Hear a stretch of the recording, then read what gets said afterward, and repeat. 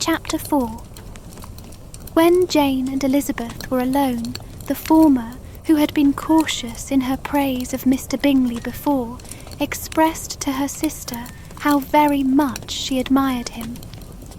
"He is just what a young man ought to be," said she, "sensible, good-humoured, lively, and I never saw such happy manners, so much ease, with such perfect good breeding." "He is also handsome," replied Elizabeth, "which a young man ought likewise to be, if he possibly can. His character is thereby complete. I was very much flattered by his asking me to dance a second time. I did not expect such a compliment. Did not you? I did for you. But that is one great difference between us. Compliments always take you by surprise, and me never. What could be more natural than his asking you again? He could not help seeing that you were about 5 times as pretty as every other woman in the room. No thanks to his gallantry for that. Well, he certainly is very agreeable, and I give you leave to like him. You have liked many a stupider person." "Dear Lizzie." "Oh, you are a great deal too apt, you know, to like people in general. You never see a fault in anybody. All the world are good and agreeable in your eyes. I never heard you speak ill of a human being in my life. I would wish not to be hasty in censuring anyone, but I always speak what I think."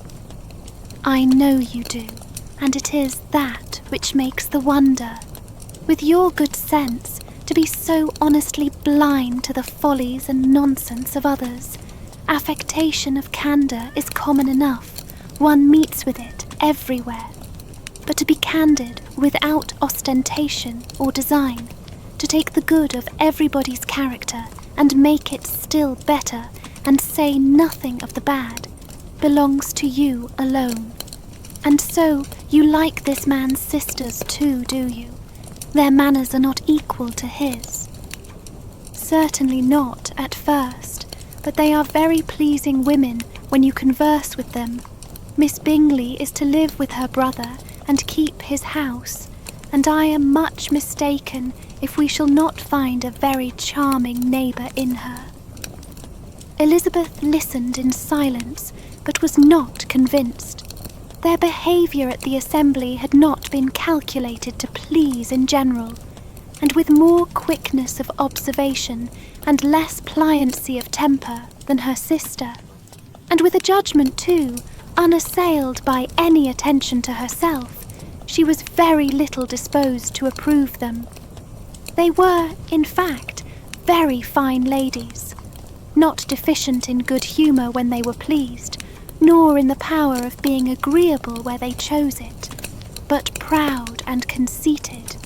They were rather handsome, had been educated in one of the first private seminaries in town, had a fortune of £20,000, were in the habit of spending more than they ought, and of associating with people of rank, and were therefore, in every respect, entitled to think well of themselves and meanly of others.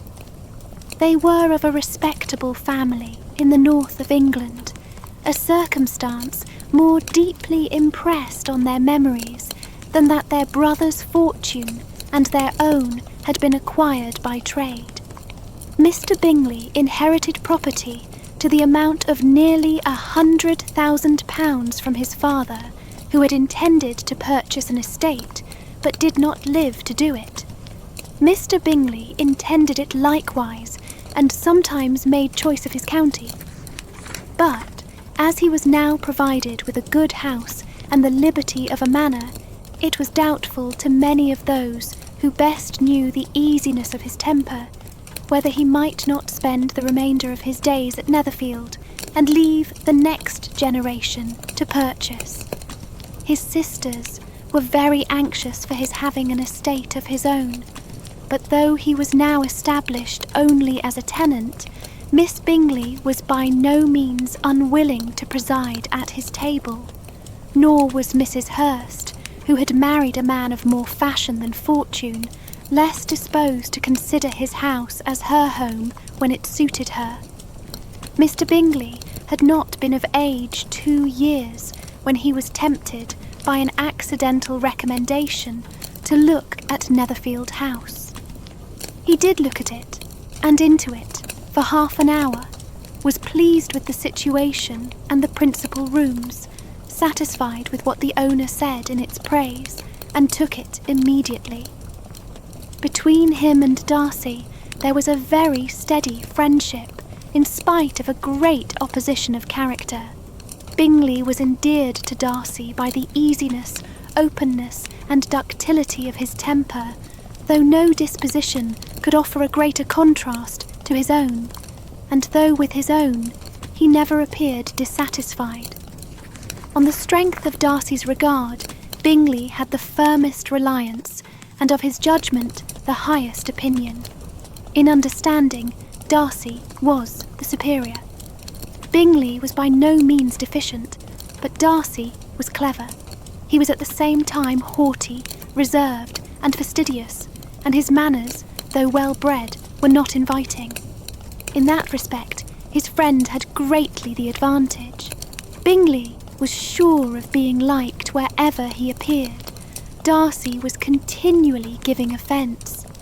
The manner in which they spoke of the Meryton assembly was sufficiently characteristic. Bingley had never met with pleasanter people or prettier girls in his life. Everybody had been most kind and attentive to him. There had been no formality, no stiffness. He had soon felt acquainted with all the room, and as to Miss Bennet, he could not conceive an angel more beautiful. Darcy, on the contrary, had seen a collection of people in whom there was little beauty and no fashion, for none of whom he had felt the smallest interest, and from none received either attention or pleasure. Miss Bennet he acknowledged to be pretty, but she smiled too much.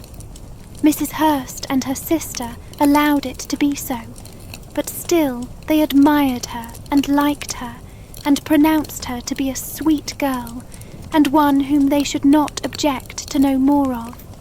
Miss Bennet was therefore established as a sweet girl, and their brother felt authorised by such commendation to think of her as he chose.